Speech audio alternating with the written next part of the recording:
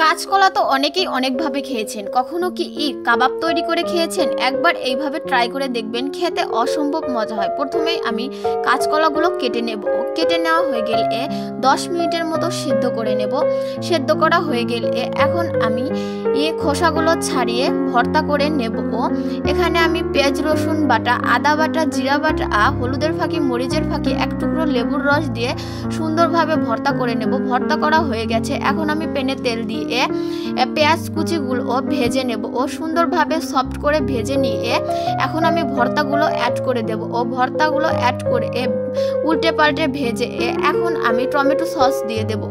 Tomato sauce দিয়ে আরও কিছুক্ষণ ভেজে নেব। এখন আমি উঠিয়ে নেব। উঠিয়ে নিয়ে কাবাবের শেপ দিয়ে দেব। সুন্দরভাবে কাবাবের শেপ দিয়ে প্রত্যেকটা কাবাবই আমি এইভাবে তৈরি করে নেব। তৈরি করে নেওয়া হয়ে গেলে এখন আমি ডিমের মিশ্রণের ভিতরে কোট করে নেব। ব্রেড ক্রাম্বসের ভিতরেও একইভাবে কোট করে নিয়ে তেলে ভেজে নেব। তো প্রত্যেকটা কাবাবই আমার তেলের ভিতরে দেওয়া হয়ে গেছে। এখন আমি সুন্দরভাবে উল্টে পাল্টে কাবাবগুলো ভেজে নেব। প্রত্যেকটা সাইডে যেন সুন্দরভাবে ভেজে নেওয়া হয়ে গেলে এখন আমি উঠিয়ে নেব। উঠানো হয়ে গেছে। দেখতেই পাচ্ছেন কাবাবগুলো কতটা লোভনীয় হয়েছে, খেতেও অসম্ভব মজা হয়েছে। তো সবাই ভালো থাকবেন, সুস্থ থাকবেন। আল্লাহ হাফেজ।